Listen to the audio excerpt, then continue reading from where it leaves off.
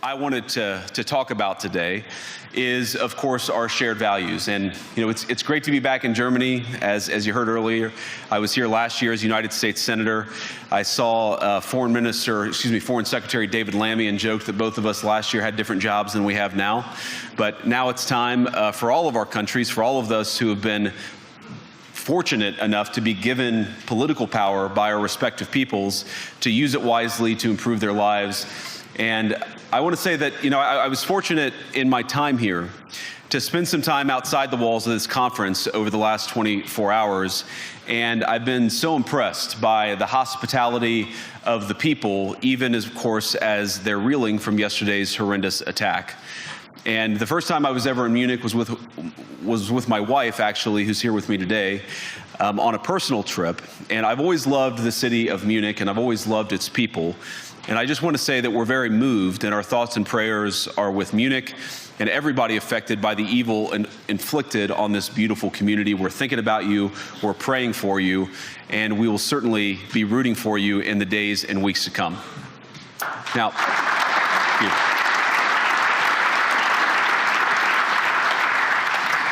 I hope that's not the last bit of applause that I get, but we gather at this conference, of course, to discuss security, and normally we mean threats to our external security. I see many great military leaders gathered here today.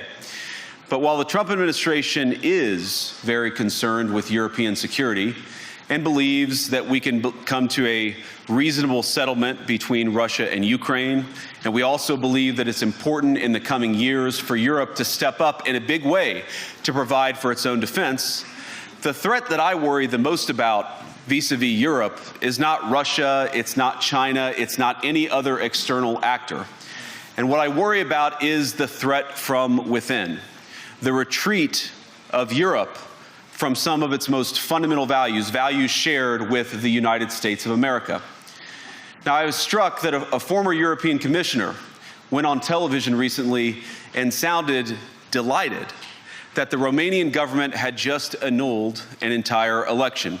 He warned that if things don't go to plan, the very same thing could happen in Germany too. Now, these cavalier statements are shocking to American ears. For years, we've been told that everything we fund and support is in the name of our shared democratic values. Everything from our Ukraine policy to digital censorship is billed as a defense of democracy.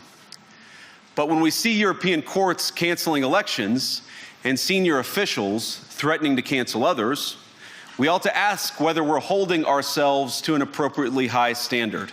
And I say ourselves because I fundamentally believe that we are on the same team. We must do more than talk about democratic values, we must live them.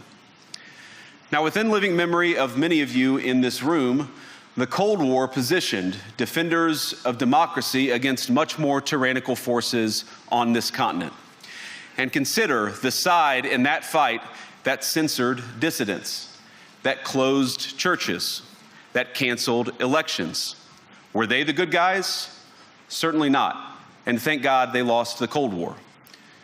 They lost because they neither valued nor respected all of the extraordinary blessings of liberty. The freedom to surprise, to make mistakes, to invent, to build. As it turns out, you can't mandate innovation or creativity, just as you can't force people what to think, what to feel, or what to believe. And we believe those things are certainly connected.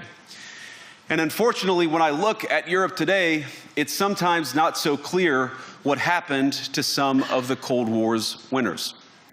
I look to Brussels, where EU commissars warn citizens that they intend to shut down social media during times of civil unrest the moment they spot what they've judged to be, quote, hateful content. Or to this very country, where police have carried out raids against citizens suspected of posting anti-feminist comments online as part of, quote, combating misogyny on the internet, a day of action. I look to Sweden, where 2 weeks ago the government convicted a Christian activist for participating in Koran burnings that resulted in his friend's murder. And as the judge in his case chillingly noted, Sweden's laws to supposedly protect free expression do not, in fact, grant, and I'm quoting, a free pass to do or say anything without risking offending the group that holds that belief. And perhaps most concerningly, I look to our very dear friends, the United Kingdom, where the backslide away from conscience rights has placed the basic liberties of religious Britons in particular in the crosshairs.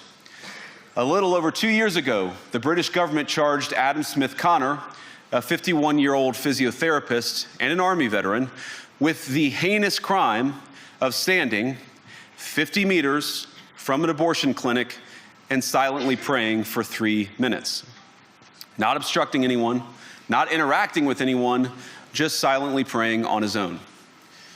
And after British law enforcement spotted him and demanded to know what he was praying for, Adam replied simply, it was on behalf of the unborn son he and his former girlfriend had aborted years before.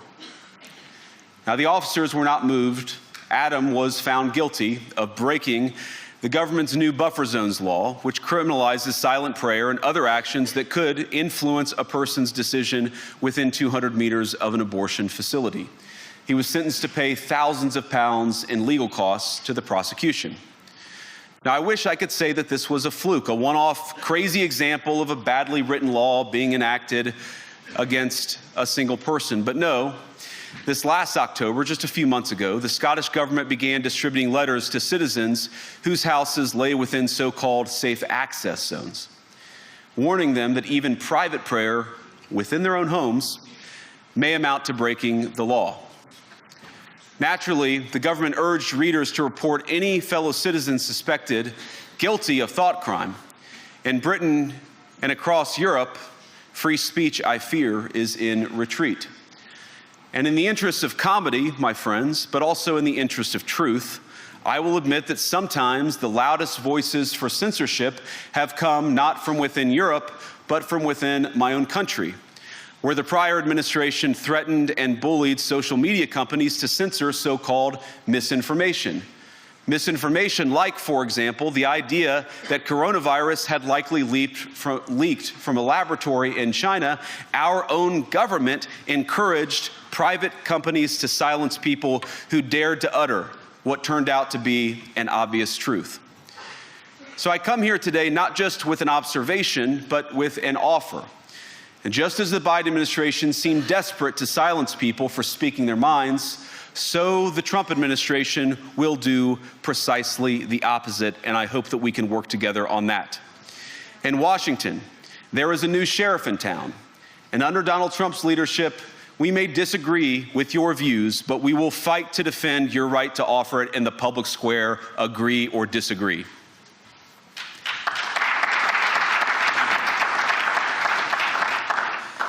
Now, we're at the point, of course, that the situation has gotten so bad that this December, Romania straight up canceled the results of a presidential election based on the flimsy suspicions of an intelligence agency and enormous pressure from its continental neighbors. Now, as I understand it, the argument was that Russian disinformation had infected the Romanian elections. But I'd ask my European friends to have some perspective. You can believe it's wrong for Russia to buy social media advertisements to influence your elections. We certainly do. You can condemn it on the world stage even.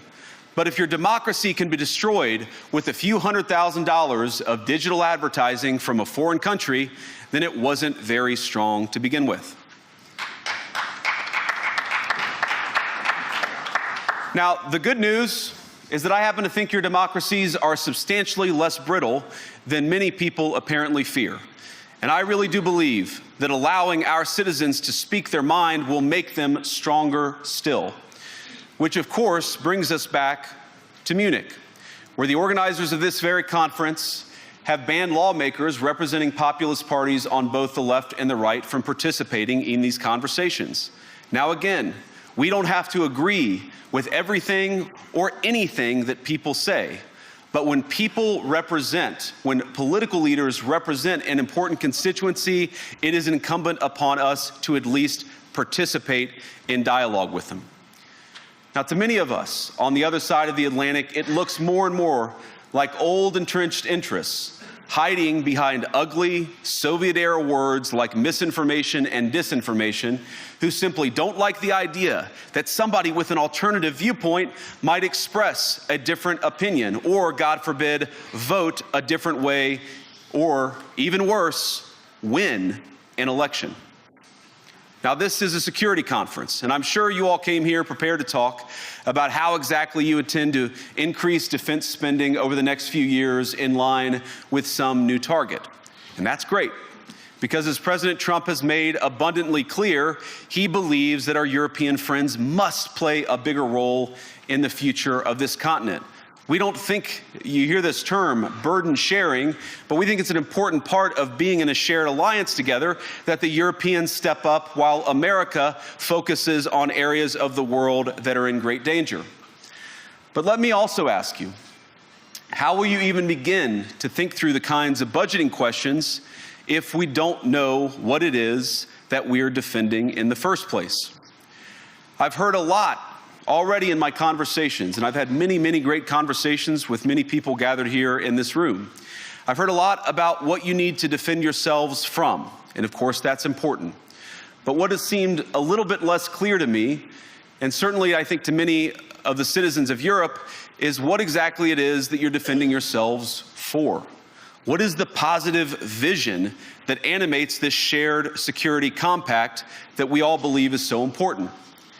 And I believe deeply that there is no security if you are afraid of the voices, the opinions, and the conscience that guide your very own people. Europe faces many challenges, but the crisis this continent faces right now, the crisis I believe we all face together, is one of our own making. If you're running in fear of your own voters, there is nothing America can do for you. Nor, for that matter, is there anything that you can do for the American people who elected me and elected President Trump. You need democratic mandates to accomplish anything of value in the coming years. Have we learned nothing that thin mandates produce unstable results? But there is so much of value that can be accomplished with the kind of democratic mandate that I think will come from being more responsive to the voices of your citizens. If you're going to enjoy competitive economies, if you're going to enjoy affordable energy and secure supply chains, then you need mandates to govern, because you have to make difficult choices to enjoy all of these things. And of course, we know that very well in America. You cannot win a democratic mandate by censoring your opponents or putting them in jail, whether that's the leader of the opposition, a humble Christian praying in her own home, or a journalist trying to report the news. Nor can you win one by disregarding your basic electorate on questions like who gets to be a part of our shared society. And of all the pressing challenges that the nations represented here face, I believe there is nothing more urgent than mass migration. Today, almost 1 in 5 people living in this country moved here from abroad. That is, of course, an all-time high. It's a similar number, by the way, in the United States, also an all-time high. The number of immigrants who entered the EU from non-EU countries doubled between 2021 and 2022 alone, and of course it's gotten much higher since. And we know the situation, it didn't materialize in a vacuum. It's the result of a series of conscious decisions made by politicians all over the continent and others across the world over the span of a decade. We saw the horrors wrought by these decisions yesterday in this very city. And of course, I can't bring it up again without thinking about the terrible victims who had a beautiful winter day in Munich ruined. Our thoughts and prayers are with them and will remain with them. But why did this happen in the first place? It's a terrible story, but it's one we've heard way too many times in Europe and unfortunately too many times in the United States as well. An asylum seeker, often a young man in his mid-20s, already known to police, rams a car into a crowd and shatters a community. How many times must we suffer these appalling setbacks before we change course and take our shared civilization in a new direction? No voter on this continent went to the ballot box to open the floodgates to millions of unvetted immigrants. But you know what they did vote for? In England, they voted for Brexit, and agree or disagree, they voted for it. And more all over Europe, they're voting for political leaders who promise to put an end to out-of-control migration. Now, I happen to agree with a lot of these concerns, but you don't have to agree with me. I just think that people care about their homes, they care about their dreams, they care about their safety and their capacity to provide for themselves and their children. And they're smart. I think this is one of the most important things I've learned in my brief time in politics.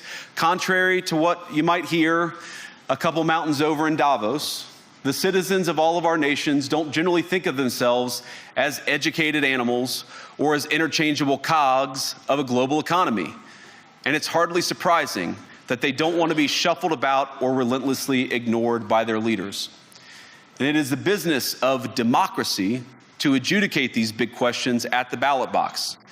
I believe that dismissing people, dismissing their concerns, or worse yet, shutting down media, shutting down elections, or shutting people out of the political process protects nothing. In fact, it is the most surefire way to destroy democracy.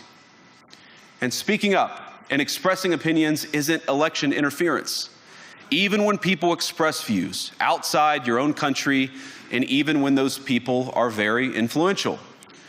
And trust me, I say this with all humor, if American democracy can survive 10 years of Greta Thunberg scolding, you guys can survive a few months of Elon Musk. But what no democracy, American, German, or European, will survive is telling millions of voters that their thoughts and concerns, their aspirations, their pleas for relief are invalid or unworthy of even being considered. Democracy rests on the sacred principle that the voice of the people matters. There's no room for firewalls. You either uphold the principle or you don't. Europeans, the people, have a voice. European leaders have a choice. And my strong belief is that we do not need to be afraid of the future. You can embrace what your people tell you, even when it's surprising, even when you don't agree. And if you do so, you can face the future with certainty and with confidence, knowing that the nation stands behind each of you. And that, to me, is the great magic of democracy. It's not in these stone buildings or beautiful hotels. It's not even in the great institutions that we have built together as a shared society. To believe in democracy is to understand that each of our citizens has wisdom and has a voice. And if we refuse to listen to that voice, even our most successful fights will secure very little.